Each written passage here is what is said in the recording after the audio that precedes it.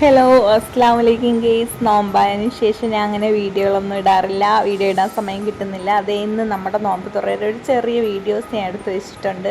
ഇതേ pineapple cut ചെയ്തത്, കരിക്ക് ഷേക്ക്, പള്ളിയിൽ നിന്ന് മേടിച്ചിട്ട് വരണ കഞ്ഞി, ഇതേ മരിച്ചിനി വേവിച്ചത്, ചിക്കൻ കറി.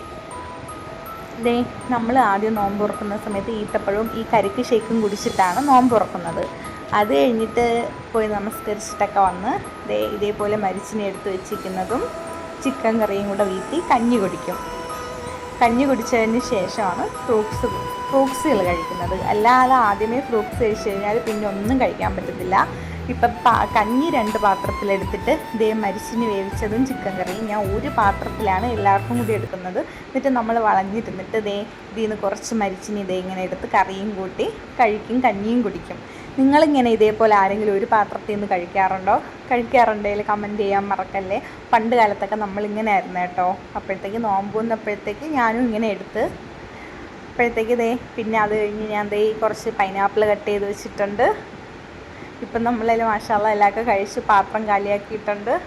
ഇതുപോലെ ചെയ്യുന്ന ആരെങ്കിലും ഉണ്ടെങ്കിൽ, ഇതുപോലെ ഒരു പാത്രത്തിലൊക്കെ കഴിക്കുന്ന ആരെങ്കിലും ഉണ്ടെങ്കിൽ അഭിപ്രായം പറയാൻ മറക്കല്ലേ. ഓക്കെ, അസ്സലാമു അലൈക്കും.